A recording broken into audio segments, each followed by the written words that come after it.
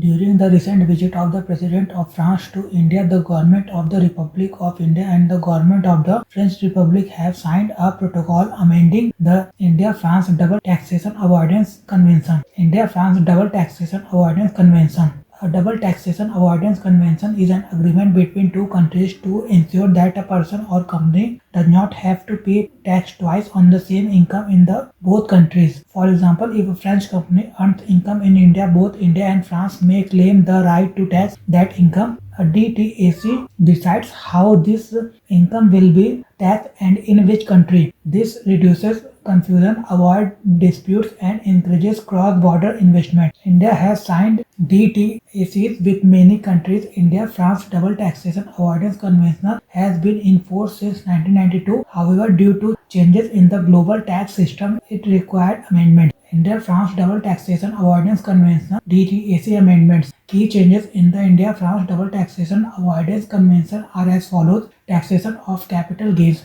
The amendment gives full taxing rights on capital gains from the sale of shares to the country where the company is based. For example, if shares of an Indian company are sold, India will have the right to tax the capital gains. Removal of the Most Favored Nation (MFN) clause. The amendment removes the MFN clause from the treaty. The MFN clause earlier created interpretational issues because it required India to extend certain benefits to France if similar benefits were given to another country. Its removal brings clarity and avoids future legal disputes. Changes in dividend taxation. Earlier, dividends were taxed at a single rate of 10%. The amendment introduces two different rates: 5% tax if the investor holds at least 10% of the company's capital and 15% tax in all other cases. This structure encourages long-term and substantial investment while still ensuring revenue for the source country. Clearer definition of technical services. The definition of fees for technical services has been aligned with India's tax rate treaty with the United States.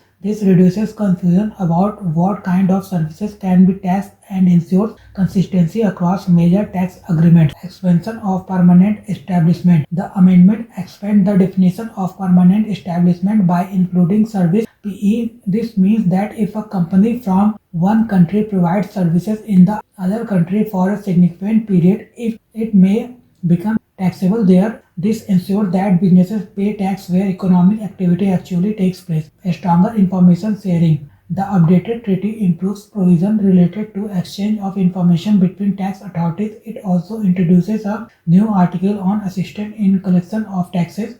This allows India and France to cooperate more closely in preventing tax evasion and improving compliance. Alignment with global standards. The amendment incorporates a provision of the Base Erosion and Profit Shifting multilateral instrument which both countries have already signed. This aligns the treaty with international efforts led by the OECD to prevent tax avoidance and profit shifting by multinational companies.